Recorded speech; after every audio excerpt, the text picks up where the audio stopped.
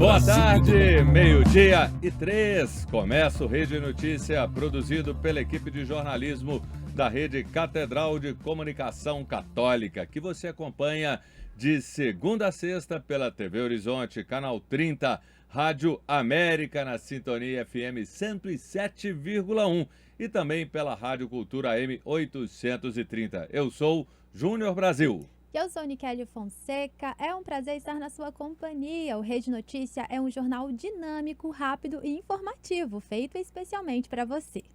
E hoje é um dia especial para nós do Rede Notícia. É a edição de número 100, motivo de orgulho para nós da Rede Catedral de Comunicação. Parabéns a toda a equipe e ao Rede Notícia. Um sentimento de realização. Fazer parte desta história. Sim, é muito gratificante, né? Levar informação de qualidade a todos que nos acompanham. É muito trabalho, mas é lindo ver o resultado na telinha da TV Horizonte, nas ondas da Rádio América, da Rádio Cultura. Sempre muito feliz. Vamos então aos destaques de hoje. Vaticano prepara conclave a eleição do novo Papa. Cruzeiro vence e entra no G4 do Brasileirão. Atropelamento no Canadá deixa 11 mortes, incluindo uma mulher brasileira.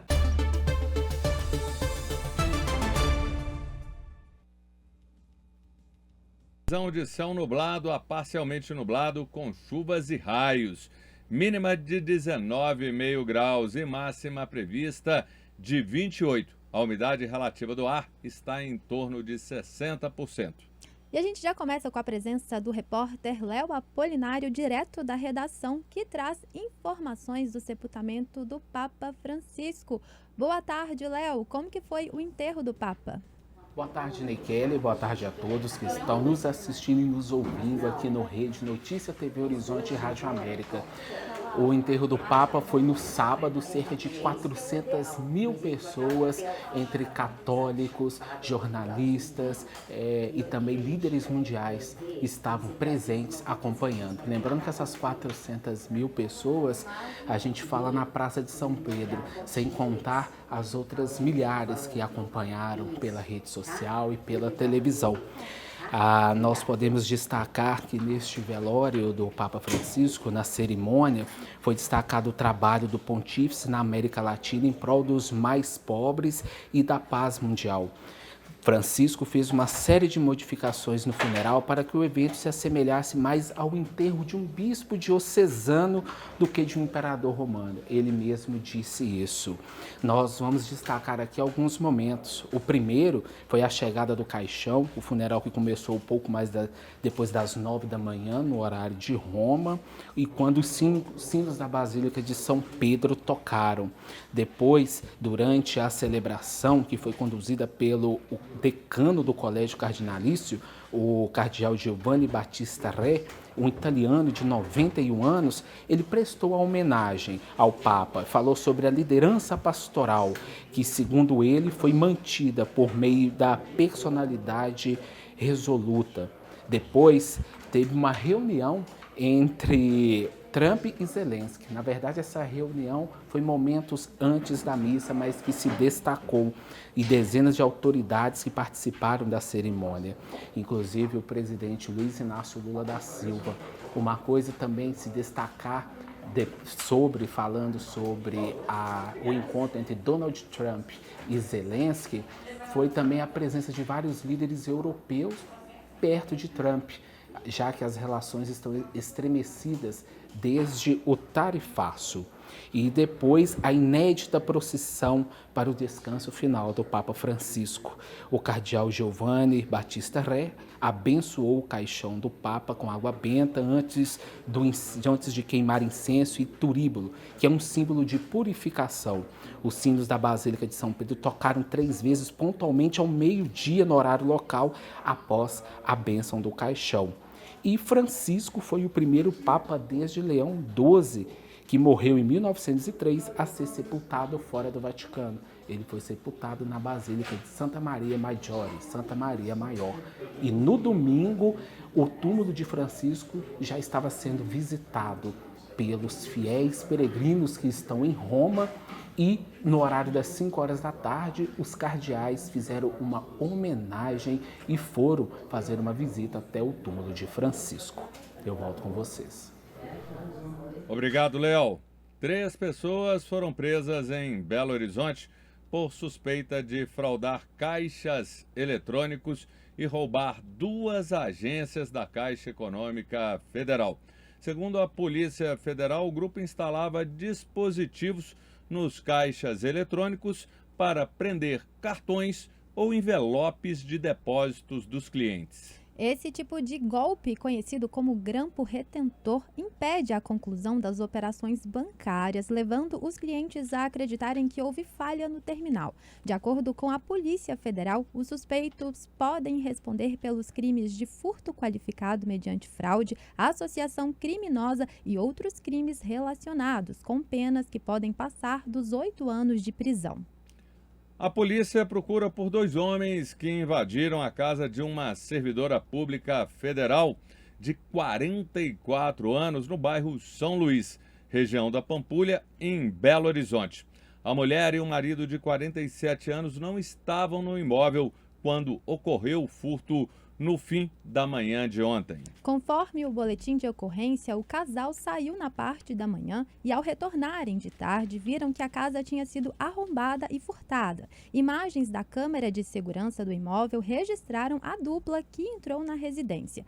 A mulher deu falta de joias e dinheiro em espécie, no valor de R$150 mil, além de um notebook. Ela relatou que usava o dispositivo para o trabalho e que informações federais estavam no aparelho levado. Segundo um segurança privado da rua, um veículo Hyundai HB20 de cor clara foi visto no local no momento do crime e fugiu no sentido Avenida das Palmeiras. Nenhum suspeito foi preso. O caso está sendo investigado. A Polícia Civil apreendeu aproximadamente 300 quilos de maconha em São Joaquim de Bicas, na região metropolitana de Belo Horizonte. Os entorpecentes foram retidos em decorrência de uma investigação iniciada em janeiro deste ano. Após levantamentos, a equipe identificou um imóvel localizado no bairro Nazaré, onde foi o material apreendido. O caso segue sendo investigado. Justiça determina indenização de mais de R$500 mil para parentes de motorista de ônibus morto em acidente na BR-116. O repórter Giovanni Rodrigues tem as informações.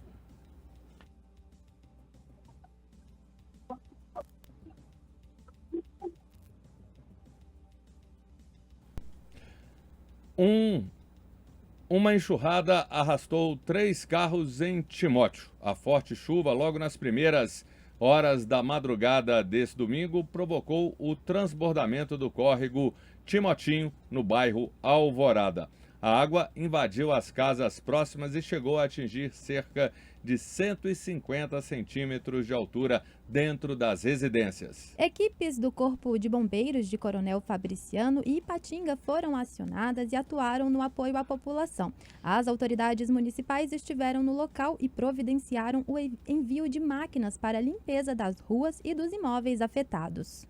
E Niquele, olha só esse assunto. Um motorista dirigiu um Porsche e perdeu o controle do veículo subindo no meio-fio lá na Avenida Nossa Senhora do Carmo, região centro-sul de BH, no final da madrugada de sábado. A Porsche ficou com a lateral dianteira bastante danificada. Pela imagem a gente vê essa Porsche amarela e com muito estrago, Niquele. Pois é, o curioso, Júnior, é que em seguida esse homem fugiu do local, né? E uma jovem que também estava dentro do carro foi socorrida pelo SAMU e levada em estado grave com suspeita de fratura na coluna para o Hospital João 23.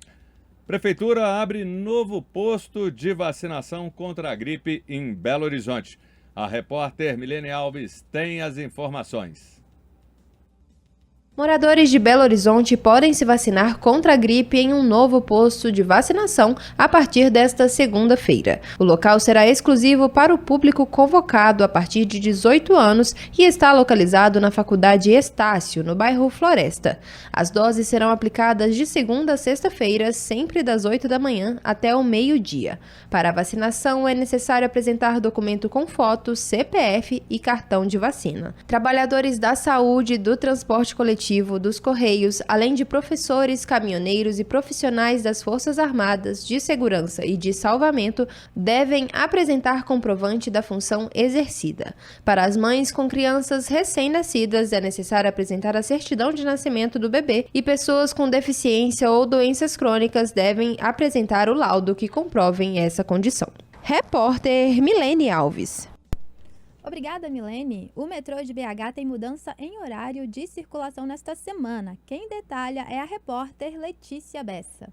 O metrô de Belo Horizonte terá alterações a partir desta segunda-feira, dia 28, para mais uma etapa das obras de modernização do transporte. As ações serão realizadas no trecho que vai da estação Minas Shopping até a estação 1º de Maio. Por esse motivo, entre esta segunda, dia 28, e a próxima sexta, dia 2 de maio, os trens vão passar por só um dos lados da plataforma nas estações envolvidas a partir das 8 da noite. Usuários precisam verificar a direção do trem antes de embarcar. Não será necessário fazer baldeação. Também está prevista mudança no intervalo entre as viagens, que terá duração de 23 minutos entre 8 e 11 horas da noite neste período. O horário de funcionamento do metrô de Belo Horizonte é das 5h15 da manhã às 11 da noite, todos os dias, e o valor pago por viagem é de R$ 5,50. Repórter Letícia Bessa.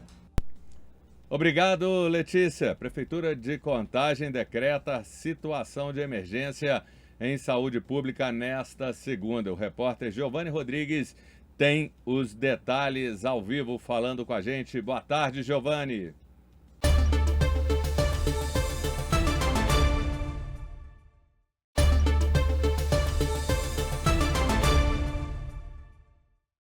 E a gente chama de novo o repórter Giovanni Rodrigues de Contagem falando sobre estado de emergência na saúde pública de Contagem. Boa tarde, Giovanni. Muito boa tarde, Júnior Brasil. Boa tarde, Niquele. Isso mesmo, viu, Júnior? Diante aí do aumento alarmante de casos de síndrome respiratória aguda grave em crianças, da crescente pressão aí sobre a rede hospitalar, a prefeita de Contagem, Marília Campos, ela chegou agora há pouco aqui no hospital e neste momento ela está visitando aqui o hospital. E veja bem, olha, o objetivo é o seguinte, é reforçar imediatamente, né, o atendimento pediátrico e ampliar a capacidade de resposta do sistema de saúde diante do pico das doenças respiratórias aqui na cidade de Contagem. Só para o nosso ouvinte, né, entender, para quem está nos acompanhando aí, entender melhor, é o seguinte, o CMI, o Centro Materno Infantil de Contagem, a média mensal de atendimentos pediátricos gera em torno de 2.100. Em março, esse número saltou para 2.758. E até 26 de abril, semana passada, já foram realizados 3.240 atendimentos. É um aumento aí de mais de 1.000 casos em relação à média habitual. Nas UPAs Industrial, Vargem das Flores, também UPA Ressaca, a situação é semelhante, viu? Os atendimentos pediátricos somaram em 3.348 em janeiro de 2025 e subiram para 5.858 em março. Em abril, até o último sábado, já foram atendidas 7.008 crianças, representando aí um aumento superior a 100% no período. Daqui a pouco, nós teremos a coletiva de imprensa aqui com a prefeita de Contagem. No decorrer da nossa programação, nós voltamos com informações. É com vocês aí nos estúdios. Obrigado, Giovanni. O Cruzeiro conquistou uma vitória convincente diante do Vasco por 1-0 no Parque do Sabiá, em Uberlândia, jogo válido pela 6ª rodada do Brasileiro. Christian fez o gol do Cruzeiro no segundo tempo aos 8 minutos. Cássio fez grandes defesas e foi eleito o melhor em campo. Um detalhe: o jogador Dudu, depois de cobrar a titularidade em entrevista, não foi nem relacionado pelo técnico Léo Jardim e pode ser negociado. Com o resultado, o Cruzeiro está com 10 pontos na 4ª posição. O Atlético empatou com o Mirassol em 2-2 no sábado no Estádio Maião, em São Paulo. Uma partida movimentada e um bom jogo. O Mirassol foi bem na etapa inicial e o Atlético melhor na segunda etapa. Edson Carioca abriu o marcador no primeiro tempo para o Mirassol e na etapa complementar o Atlético empatou com o Rony e virou com o Hulk em cobrança de pênalti. Mas num vacilo da defesa, perto do fim do jogo, o Mirassol deixou tudo igual com o Reinaldo. Foi o terceiro empate do time na competição e a equipe volta à 17ª posição. O América foi a Florianópolis e perdeu para o Avaí por 3-0 pela 5ª rodada da Série B na noite desse sábado. E o Atlético venceu a primeira, ganhou do Volta Redonda por 2-1 na Arena Independência na tarde de domingo. O mercado financeiro manteve em 2% a previsão de crescimento do PIB em 2025, segundo o Boletim Focus divulgado hoje pelo Banco Central. Os agentes também reduziram de 5,57% para 5,55% a estimativa de inflação calculada com base no IPCA, o Índice Nacional de Preços ao Consumidor Amplo. Se a projeção for confirmada, a taxa ainda estará acima do teto de 4,5% previsto pelo Banco Central para este ano. Defensoria Pública de Minas Gerais abre inscrições para o Mutirão da Família na região central do estado. Destaque da repórter Milene Alves. Estão abertas até 13 de maio as inscrições para o Mutirão das Famílias e Mutirão de Conversão Estável em Casamento, que serão realizadas no Cerro, região central do estado. A Defensoria Pública de Minas Gerais vai realizar sessões de conciliação em casos de pensão alimentícia, divórcio, reconhecimento e dissolução de união estável, reconhecimento espontâneo de paternidade, guarda e regime de convivência. Será realizada também a regulamentação de documentos para casais em união estável que não têm condições de arcar com taxas do cartório. Os mutirões serão realizados nos dias 22 e 23 de maio, das 9 da manhã às 4 da tarde, em frente à Prefeitura Municipal de Cerro. Todos os detalhes no portal da Defensoria Pública de Minas. Repórter Milene Alves. Obrigada, Milene. E olha só, a estrada no sudoeste de Minas será interditada amanhã. As informações com o repórter Newton Lopes.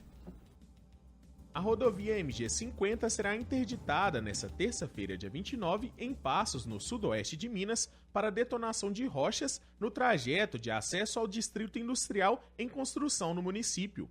O trânsito será totalmente interrompido nos dois sentidos, entre Belo Horizonte e São Paulo, e também nos outros acessos da região, entre 3h30 e 3h45 da tarde, para detonação programada.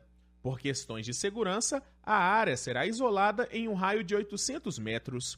Durante toda a operação, haverá sinalização específica de obras e os motoristas devem reduzir a velocidade para 30 km por hora. A concessionária que administra o trecho recomenda atenção aos motoristas e programem suas viagens considerando o horário de interdição. A criação do acesso ao Distrito Industrial de Passos vai garantir mais segurança e fluidez ao trânsito na rodovia, que tem previsão de aumento no fluxo de caminhões depois da instalação de novas fábricas na região. Repórter Newton Lopes. Obrigado, Newton. O julgamento virtual do ex-presidente Fernando Collor de Mello por corrupção foi retomado agora há pouco no plenário virtual do Supremo Tribunal Federal.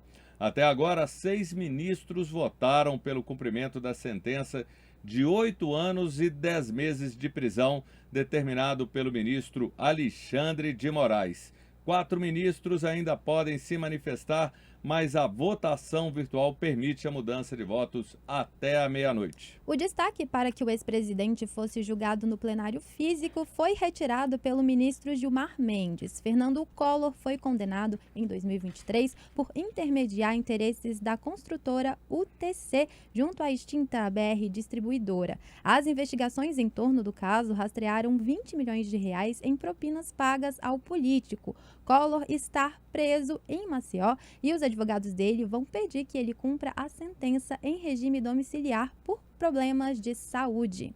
Quem volta ao Rede Notícia é o repórter Léo Apolinário trazendo informações sobre o conclave. Boa tarde, Léo. Já tem data definida? Boa Boa tarde, Júnior. O Vaticano anunciou agora há pouco, o conclave começa no dia 7 de maio, na semana que vem. A decisão foi tomada hoje em uma reunião com 180 cardeais. É a chamada Congregação Geral, que já foi a quinta já realizada.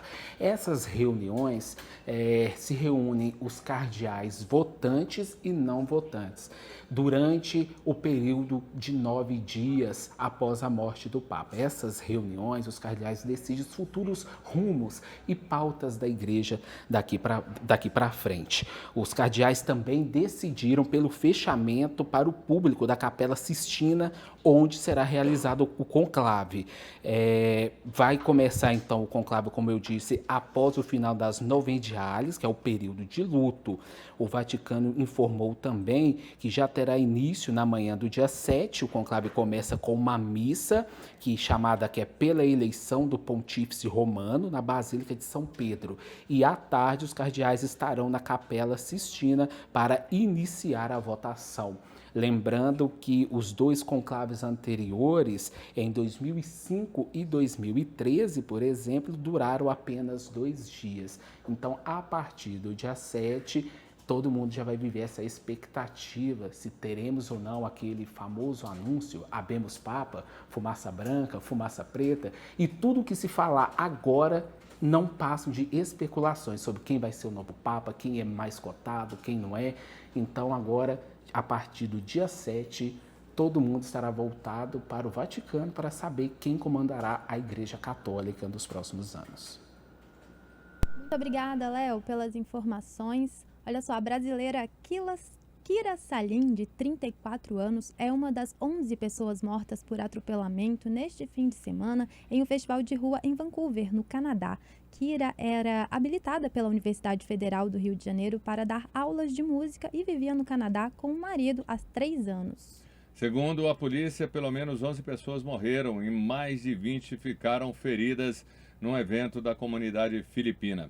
O motorista de 30 anos foi preso e identificado pelos agentes de segurança e já seria conhecido por apresentar transtornos mentais.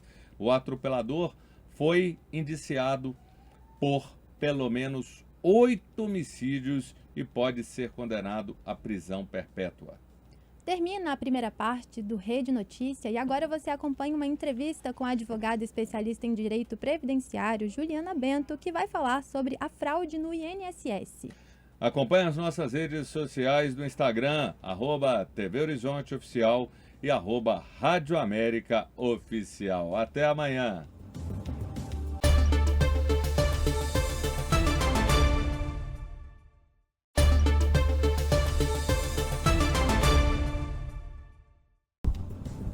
Meio-dia e 32, estamos de volta, agora com Rede Notícia Entrevista. Saudamos a você que nos acompanha pela TV Horizonte, Rádios América e Cultura, YouTube e demais aplicativos da Rede Catedral de Comunicação Católica da Arquidiocese de Belo Horizonte.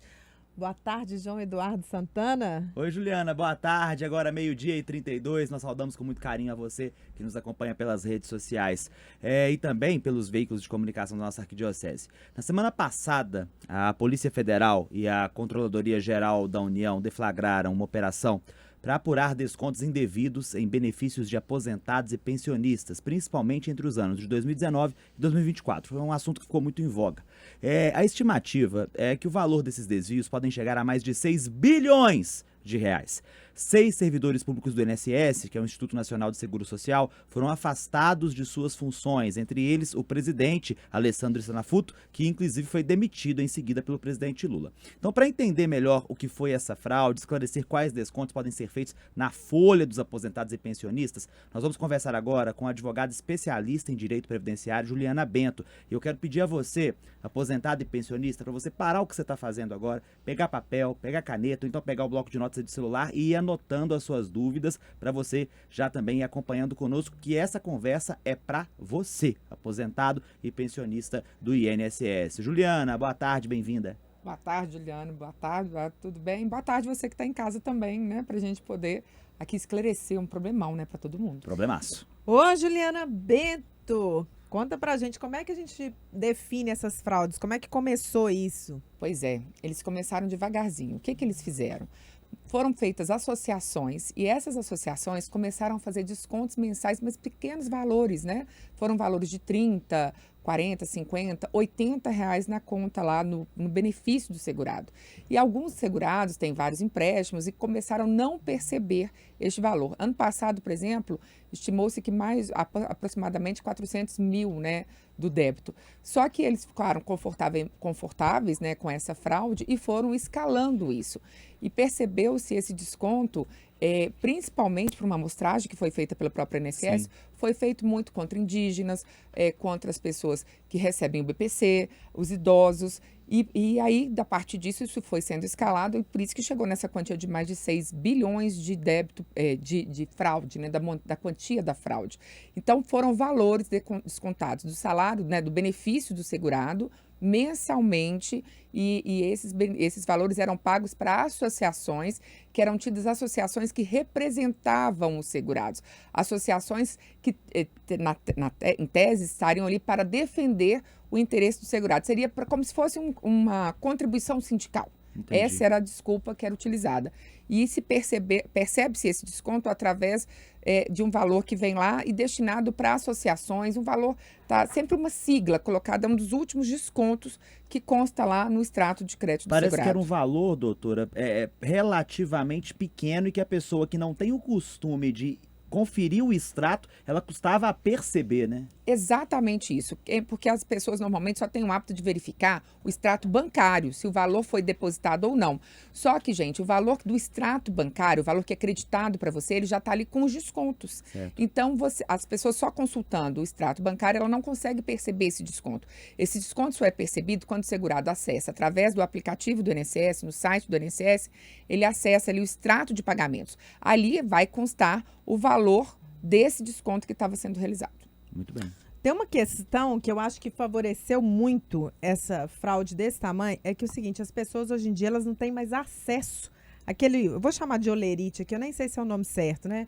Que é onde você vê o que tá lá no INSS, o que tá descontando, se os seus pagamentos tá vindo completo, porque isso tudo ficou muito digital. Exatamente. E a gente está dizendo assim, de pessoas, a maioria idosos, pensionistas, que não têm acesso, né, com facilidade a esses canais digitais. Isso a gente pode dizer que contribuiu muito para essa coisa ficar desse tamanho que está hoje, né? Contribuiu de forma significativa, porque, como você disse, Juliana, hoje tudo é feito de forma digital.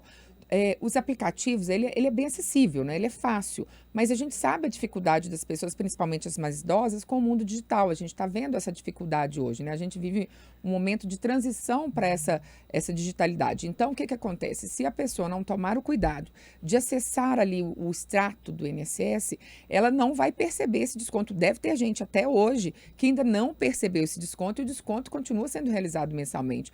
Muitas pessoas nos procuravam lá no início, nem nós mesmos, advogados, sabíamos que se tratava de uma fraude. A gente imaginava que as pessoas tinham consultado algum site ou tinham promovido essa associação a essas instituições que estavam ali ditas a proteger o interesse do segurado. É uma forma de captação de valores fácil, né? Vamos dizer assim. E elas contaram principalmente aí com o apoio de servidores, infelizmente, do INSS, que possibilitaram que a fraude chegasse a esse tamanho todo. Agora, 12h37, nós estamos conversando com a doutora Juliana Bento, advogada, sobre as fraudes no INSS e como você, segurado, tem que ficar de olho aí nessas possíveis fraudes. Doutora, eu queria falar um pouquinho sobre essa dificuldade que o INSS tem de cuidar dos dados dos segurados, porque eu, inclusive, já fui vítima, uma vez fiz uma compra pela internet, infelizmente não olhei o site como deveria, tomei um prejuízo de R$ 7.700. Olha só. Precisei infelizmente ir à justiça, recorrer e ainda estou em luta lá para tentar reaver esse dinheiro que eu perdi. E o INSS parece que infelizmente falha um pouco no cuidado com esses dados dos segurados, da mesma forma que a gente às vezes também tem que se precaver para não cair numa roubada de fazer uma compra e acabar sendo lesado, né? Exatamente. O que acontece hoje? Como é tudo muito digital, as pessoas ficam aí facilmente um alvo fácil para os hackers, que estão aí justamente para poder fraudar esses dados. O INSS, sim, ele não consegue hoje blindar esses dados, tanto que a gente percebe, quem tem um benefício concedido vai perceber que antes mesmo de ele receber uma comunicação oficial do INSS na sua casa, já tem em financeira ligando para ele oferecendo um empréstimo. Então, quer dizer, os dados eles não estão protegidos, né? Eles não conseguem ser protegidos de forma eficiente. E além do ataque externo, a gente tem aí as fraudes que são internas. Por exemplo, essa fraude bilionária, ela partiu de dentro do próprio INSS, infelizmente. Foram vários serviços, um total de 6 servidores foram afastados aí para as investigações. Então, infelizmente, a gente percebe essa fragilidade. Mas o segurado ele pode tomar alguns cuidados que vai aí trazer essa proteção, né? Por exemplo, o INSS não entra em contato com ninguém. A gente tem que estar atento aos telefonemas que a gente recebe. Muitas vezes há um telefonema falando, olha, seu benefício foi concedido, você precisa preencher um formulário específico. Aí tem hacker mais perigoso que às vezes pede, por exemplo, que seja transferida uma quantia de valor para que o benefício seja concedido. Nada disso existe. Então a gente precisa ter maldade, né? Principalmente nessas questões dos consignados, existem financeiras fraudulentas, que elas estão ali para conseguir empréstimo para um laranja, que é um bandido. Então, o que o segurado tem que tomar cuidado? E aí a gente tem que falar também com os filhos, né? Que muitas pessoas são idosas e não têm condições aí de ter o cuidado. Os filhos têm que monitorar, né, doutora? Vão ter que monitorar. Então, é uma consulta constante ao extrato do benefício, tomar cuidado com os sites que você tem contato. Por exemplo, do site do INSS, recebeu um e-mail do INSS e não tem extensão BR, está ali parada no Gov. Gente, toda vez que você não tem o ponto .br, provavelmente é alguma quadrilha que eles não usam aí o meio digital nacionalizado para ficar mais difícil que a própria justiça e a polícia possam alcançar esses IPs. Então, a gente precisa da extensão .gov.br, né? Quando usa underline, né? INSS underline. Então, provavelmente é um site falso. Lembrar que o underline é aquele tracinho embaixo, né? Em vez de ser aquele tracinho em cima que você divide a palavra, o underline é aquele tracinho que fica abaixo da palavra. Exato. Ô, Juliana, minha mãe, eu acho que até trouxe isso no Tribuna Livre, né? Minha mãe, um tempo atrás, ela foi vítima dessa fraude. E aí, o seguinte, como ela ganha uma aposentadoria de salário mínimo, ela ficava brava, ela chegava no banco e falava assim, gente, mas cadê meu dinheiro todo, né? Tá faltando. E era pouquinha coisa, era tipo R$12, uma coisa assim.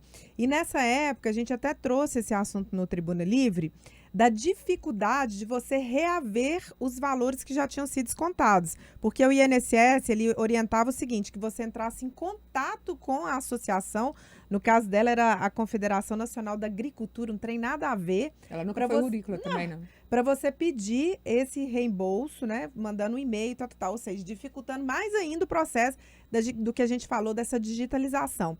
Com isso tudo que veio à tona, facilitou mais as pessoas reaverem esses retroativos? Na verdade, ainda não está modulado como que será feita a devolução desses valores. Ficou definido, né, como que você interrompe o desconto mensal, que aí você pode entrar em contato com 135, ou você pode acessar o site lá do INSS, o aplicativo do INSS, e solicitar que sejam interrompidos os descontos. Mas a orientação deles ainda é entrar em contato com a associação. O problema é que muitas associações são fraudulentas. São fachada, não existe. São fachada e não existe. Ficou comprovado aí, a gente viu que nem o imóvel dito da tal associação, ele é um imóvel dedicado à associação. É tudo de laranja. Então, o que vai acontecer? Existe, inclusive, um e-mail hoje, que é um e-mail para um acordo que o governo está propondo, captando dados, para provavelmente, no futuro, fazer a devolução desses valores. Mas, por enquanto, o INSS ainda não informou se fará a devolução ou não. Quem se sentir extremamente prejudicado, porque tem gente que está pagando essas associações há mais de 2 anos. E aí é uma quantia maior. Então, essas pessoas vão poder recorrer ao judiciário e pedir essa devolução. Por enquanto, não tem nada definido como que o INSS promoverá a devolução dos valores. A única coisa que ele está se comprometendo nesse primeiro momento é de interromper os descontos para que a pessoa tenha uma fraude, uma lesão diminuta, né? Que ela não se estenda aí essa lesão, porque o INSS não fará interrupção automática desses descontos. Ou seja, tem que fazer a solicitação. Tem que fazer a solicitação, ou no 135, ou através do próprio site, ou tentar entrar em contato com as associações, que a gente mesmo lá no nosso escritório já tentou fazer isso para trazer proteção para alguns segurados, e você fica por horas ali no 0800 e não é atendido. Muito bem, essa doutora Juliana Bento, advogada especialista em direito previdenciário, está falando conosco hoje sobre as consequências dessa operação do INSS aí que descobriu que mais de 6,3 bilhões de reais foram retirados aí das contas dos aposentados e pensionistas. A gente volta no próximo bloco com mais detalhes sobre esse assunto que é muito importante. Continue conosco.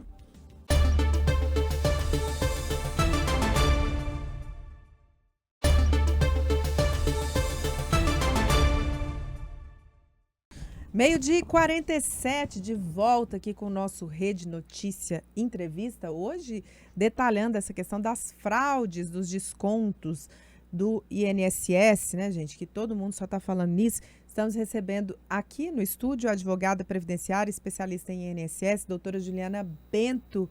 Mais uma vez, Juliana, muito obrigada pela presença, viu? Eu que agradeço a oportunidade de estar aqui ajudando a esclarecer esse problema que trouxe prejuízo para muita gente. Alegria toda nossa. Doutora, continuando nossa conversa, agora meio-dia e 47, uma dúvida que me veio aqui agora durante o intervalo.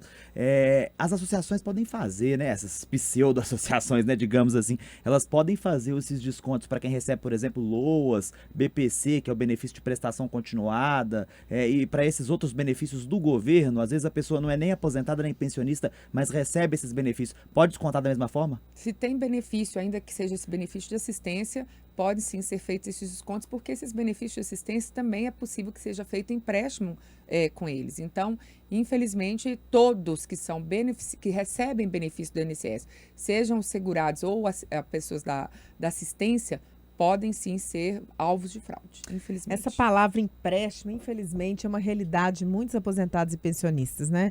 Tem muita gente que, inclusive, assim, os netos pegam ou pressionam os avós para poder fazer empréstimos. E aí a pessoa tem tanto empréstimo que ela nem lembra ou nem pensa que ela pode estar tendo mais alguma coisa descontado ali em excesso no seu benefício. Isso também acontece muito, né, Juliana? Pois é, nós temos dois problemas aqui sérios, foi importante a gente falar isso, porque não é só os descontos dessas associações. Existem empréstimos fraudulentos. Infelizmente, tem financeiras que estão usando de forma fraudulenta esses empréstimos para mais um golpe contra o segurado. Então, a pessoa nem sabe que está sendo vítima disso e ela está pagando o empréstimo para um bandido. O valor foi debitado ali do benefício dela e ela paga mensalmente um empréstimo, né, a prestação do empréstimo para um laranja. Por isso a importância de as pessoas ficarem atentas não só ao extrato bancário, mas ao extrato do benefício que é conseguido através do aplicativo do Meu INSS. Então isso é público, está disponível para todo mundo. É importante que as pessoas passem a tomar esse cuidado, porque às vezes a pessoa precisa do empréstimo, ela fez realmente o empréstimo e às vezes dentro daqueles empréstimos existem outros que não foi ela quem fez.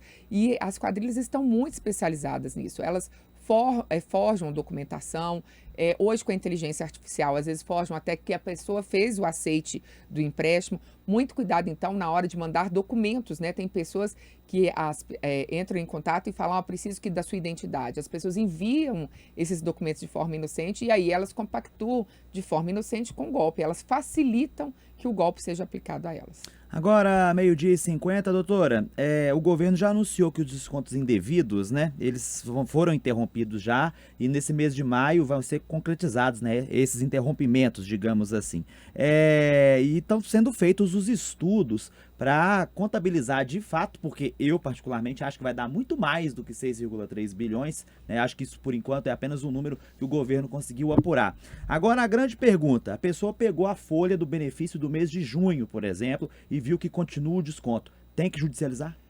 Primeiramente, ela tem que entrar em contato com o INSS e solicitar que seja feita a interrupção.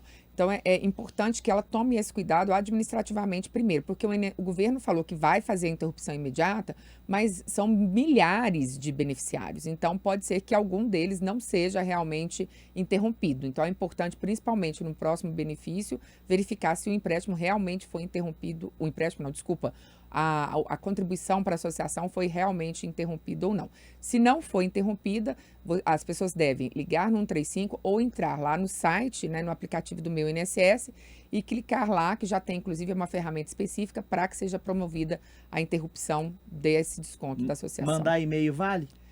Tem um e-mail agora, né, inclusive, que as pessoas já podem fazer o relato. Qual que é, doutora? Passa pra gente. Eu tenho que colar, gente, esse aqui, porque eu não consegui decorar. Se não me engano, é acordo.mensalidade@inss.gov.br. Então, repetindo, para você que está na rádio e na TV agora, você vai anotar. Atenção, acordo.mensalidade@inss.gov.br. Vale mandar o e-mail? Tem que mandar um e-mail fazendo o relato. Aí o relato, quanto mais completo for, vai te dar uma garantia de possível ressarcimento no futuro. Então é importante nesse e-mail você colocar quais os meses você sofreu aí o desconto da associação, o desconto indevido dessas associações. E eu queria ressaltar aqui, muito cuidado ao acessar site de associações que dizem defender o aposentado, porque ao acessar o site, você pode estar ali fazendo uma concordância com o desconto da associação. Então, muito cuidado ao acessar site de informações para você não prestar ali informações sobre os seus dados e aí ficar vítima de futuros golpes. Porque agora já tem um golpe do golpe, né? Agora já tem um golpe do golpe. Para quem não sabe, infelizmente, o que os bandidos estão feito agora? Eles têm entrado em contato com os aposentados, pensionistas, né, que sofreram aí o desconto e falando que, o INSS vai te devolver o valor. Passa os seus dados aqui que a gente vai promover a devolução dos valores e alguns ainda piores, né, que eles estão pedindo um depósito de um valor específico para selar o acordo com o INSS. Eles se dizem representantes do INSS e pedem aí uma contribuição para selar o acordo, que é mais uma fraude. Se você fizer qualquer depósito, qualquer Pix para qualquer desses contatos, vai estar dando mais dinheiro para bandido, infelizmente. Ou seja, o golpe do golpe já quase do golpe, né? Gente, brasileiro não tem paz, né? Ou o aposentado, coitado. É complicado. Ô, Juliana, vamos aproveitar a sua presença especializada aqui para esclarecer uma coisa para as pessoas. É o seguinte, até por conta dessa falta de habilidade com as redes sociais, com a internet, eu percebo isso muito nos idosos que eu acompanho. Meu INSS é uma coisa, aplicativo do Gov é outra. Outra coisa, são duas coisas distintas. A gente tem o Gov e tem o Meu INSS, que é um aplicativo que está fácil de acessar. Tanto você acessa pelo seu computador ou pelo seu celular. É importante que você tenha a senha atualizada disso, que essa senha não seja publicizada, que você guarde essa senha com muito carinho, porque essa senha vai permitir até que você faça, por exemplo, o bloqueio de empréstimo, né? Existe uma ferramenta dentro do próprio INSS em que você pode promover o bloqueio para empréstimo. Tá lá, aí você dificulta que o bandido faça empréstimo em seu nome. Então é importante que você tenha a senha atualizada e que você, por exemplo, crie o bloqueio para empréstimo. Você vai blindando a sua conta previdenciária, o seu benefício, vai blindando a sua pessoa dentro do INSS. É importante, o próprio site do INSS, o próprio governo criou 2 sites que são importantes para poder ajudar nessa blindagem, para você, inclusive, parar de receber ligações oferecendo empréstimos, né? Que é o Não Me Perturbe e o Celular Seguro. Então, além do bloqueio para empréstimo, existem esses outros 2 sites que vai ajudar a trazer essa proteção de dados. A gente vai ter que tomar muito cuidado com isso, né? Ontem mesmo a gente viu aí agora, a gente já tem computador quântico, então a gente tem uma evolução da inteligência artificial muito grande. Muito cuidado, por exemplo, com o contato que você recebe por telefone, porque pode ser ali já alguém utilizando da inteligência artificial para fraudar, né? Veio para beneficiar, mas tem muita gente usando de forma indevida. Doutora, nós temos 2 minutos para terminar essa nossa conversa, que está muito boa e muito útil, principalmente para você aposentado e pensionista. Então, eu queria já ir fechando com a senhora falando sobre senha. Senha é uma dificuldade que os idosos têm. Se a gente mesmo tem dificuldade, não sei você, Juliana. Eu faço uma coisa horrorosa, porque agora, né, a gente começa a ficar com a memória meio ruim também, hormônio. Que é colocar a mesma senha para tudo. Isso é péssimo. Péssimo. Eu também faço. Eu confesso que eu faço isso também. Né? Principalmente a gente que mexe com mais de um banco, né? A gente acaba tendo que. Esses dias bloqueei pelo menos 2 cartões meu, porque eu não lembrava a senha. Eu já passei por isso também. Doutora, pelo amor de Deus, tem algum jeito fácil e simples da gente lidar com a senha e ao mesmo tempo seguro?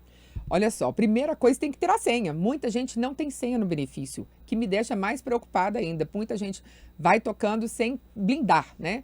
E porque você pode acessar, muita gente não sabe desse acesso do aplicativo do INSS. Então é muito importante que a pessoa entre no sistema Gov, atualize ali os dados e dali ela consegue fazer a senha. Muitas delas não vão conseguir fazer pelo sistema Gov, aí elas vão ter que comparecer numa agência do INSS, pegar ali uma senha prévia, uma senha provisória, e a partir dessa senha provisória ele faz uma senha pessoal, que é importante que tenha letra, número, e tenha também, ela vai ter que fazer com caracteres, né? Caracteres. Que aí quanto mais divergência desses dados, ela vai conseguir uma senha mais forte. E guardar essa senha com carinho. Porque, por exemplo, se você precisar de um empréstimo, você precisa dessa senha. Claro. E o que muita gente faz? Vai na financeira, não lembra a senha, deixa a financeira fazer uma nova senha e aí ela não detém mais a senha. Justamente. Aí fica na mão da financeira, né? Fica na mão da financeira e, inclusive, existem fraudes dentro das financeiras, porque tem bandido inserido em algumas financeiras. Então, é importante que você tenha a senha e que a senha seja atualizada. Se você está sem senha aí em casa, vai lá no INSS, faz a senha prévia e atualiza a sua senha. Tem que tomar esses cuidados para que não vire vítima de nenhum tipo de bandido.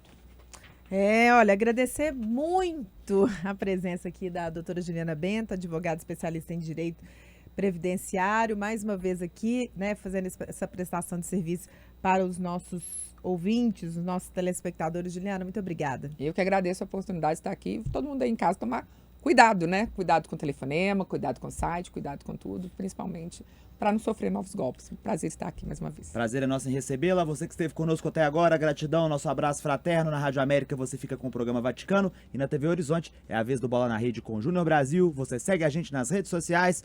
Ótimo dia para você, Juliana Lima. Até amanhã. Até amanhã, João Eduardo Santana. Até amanhã para você também.